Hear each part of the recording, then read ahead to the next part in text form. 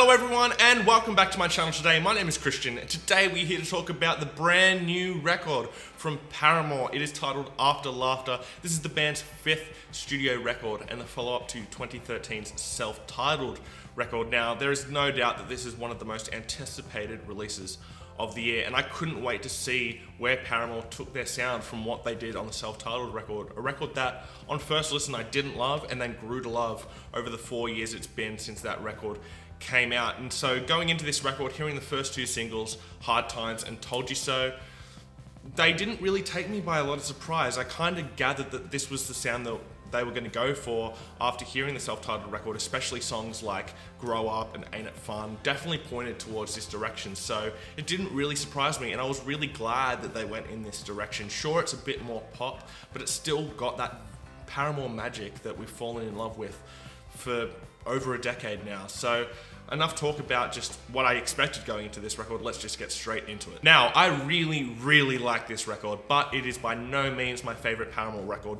but it's still really solid and is filled with some incredibly brilliant songs written really well, and still has that thing there that makes Paramore who they are and makes them such a special band. The first thing I want to talk about with this record is just what a great stepping stone the self-titled record was for this record, because now that I listen to the self-titled record after hearing After Laughter, you hear hints of what was going to come on this record, and the self-titled now really feels like a mix of the old Paramore sound and this new sound. I really love that I can hear the self-titled record in that context now. Now, let's get properly into this record that we're here to talk about, and the first thing I want to talk about is the overall tone of the record. This record has a very obvious 80s vibe. Any person who listens to this record can tell you that, but it's not just the same thing over and over again for 12 songs. It has a evolving mood that goes on throughout the entire record, going from ups and downs, and it has that 80s vibe there to really hold the record together and make it feel cohesive. There are moments that sound very happy and there are moments that are very dark and very somber. This record has a very happy, sad vibe to it, and what I mean by that is there are a lot of songs that sound very happy and very upbeat but have this very dark, emotional lyricism to them that is kind of hidden behind those happy sonics.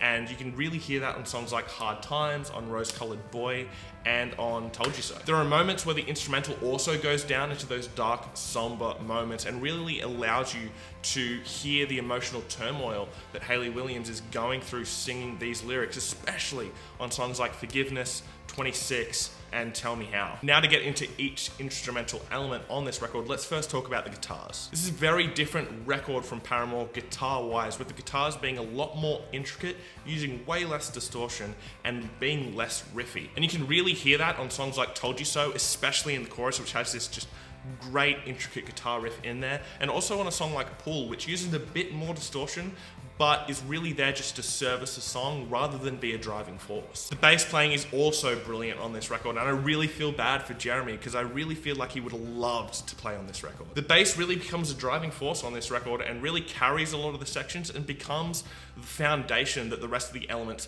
pour on top of all the way throughout the album. Whoever played bass on this record did an absolutely phenomenal job, especially on songs like Told You So, Caught in the Middle, and Fake Happy. Now, for those who don't know, this is the first record back with Zach Farrow on drums since Brand New Eyes, and he does a really great job on this record. He isn't allowed to open up as much as he was on previous records, but in the style of drumming that he's playing on this record, he does it perfectly, and there are just such little things that you can hear going on that only a drummer of his skill level could do. There is just some real killer drumming going on, with the drums in Forgiveness being one of my favorite parts of the entire record. There's also a really great fill he uses at the end of the bridge in Grudges, and also just the overall groove he uses in the song Rose Colored Boy just is so great. But the real shining light on this record is Hayley Williams and what she has been able to achieve lyrically on this record. As I mentioned before, there's a lot of happy, sad moments on this record where the music and the sonics and even the melody sounds really happy and it's really upbeat, but then you hear what she's singing about and you think,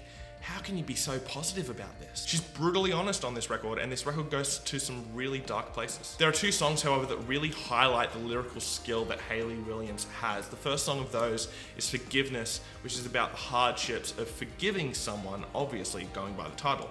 But I had a feeling this song might be about Jeremy Davis because I listened to their Beats One interview and they said that they'd reconciled with Josh Farro because that was who I was suspecting it was about originally, but I do have a feeling it was about Jeremy. I could be completely off on that, but it's such a touching song and the lyrics really drive the message home as perfect as anybody could hope to do it. The ability to write words that are so honest and poetic is just something that Hayley has gotten better and better at over the years. The other track that really stands out to me lyrically is of course the song Grudges, which tells the story of the reconciliation between the band, especially Hayley, and Zach Farro. Now, I don't love the instrumental that surrounds this track, but this track is truly about the lyrics and about the story, and the lyrics really describe the story of the reconciliation between Hayley and Zach as perfectly as possible. Zach also sings on this track. If you didn't know, Zach has another band called Half Noise, which he sings in, and he delivers a great vocal performance for the brief time he is on this record, where him and Hayley are both singing Why Did It Take So Long in the bridge, and it just sounds great, and it is a truly special moment for this record. As for Hayley's overall performance on this record vocally, she does a terrific job, and my favorite moments on this record from her are when the songs get really vulnerable, like on Forgiveness and Tell Me How. They just really show off her skill as a vocalist, and she just sounds so emotional on those tracks. They're true highlights. However, she also does a terrific job on the upbeat moments on this record, especially in Hard Times and Fake Happy, and for my money, the best hook on this entire record is the chorus of Pool. Now to get into a little bit of a negative on this record, there are a couple of songs that don't quite hit me as hard as the rest of the songs on this record do, and those songs would be Caught in the Middle and Idol Worship. Idol Worship for me is definitely the weakest track on the record. I really don't like the verses at all, and it's lucky that it was saved by a really, really good chorus, which ends up being one of the better hooks on the record, but as an overall song, I just think it's a little bit weaker. I do feel like if they'd removed those two songs from the record would have flowed a little bit better and would have been a bit more concise, but it really doesn't detract that much from the feel of the entire album. Rose Colored Boy is also a track that I think is okay, especially when surrounded by the two songs surrounding it, Hard Times and Told You So. Finally, I'll talk about the production that has been done on this record, and I think it has been done absolutely impeccably. The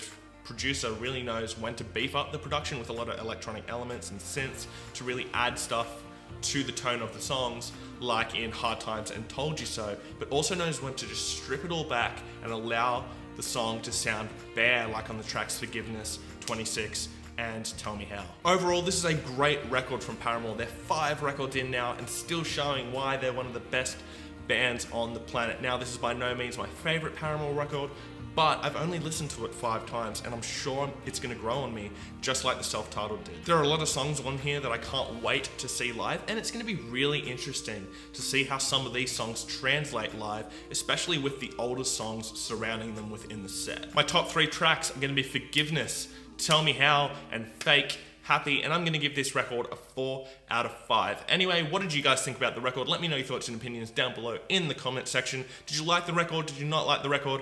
Let me know down below. We're here to have a conversation about music, so let's do that. But if you're just gonna fill up the comment section with hate and insults, just know I'm gonna read your comments and laugh at how pathetic your life is. Anyway, thanks for watching my video today, guys. Please hit subscribe down below, and I will see you next time. Fresh Currents.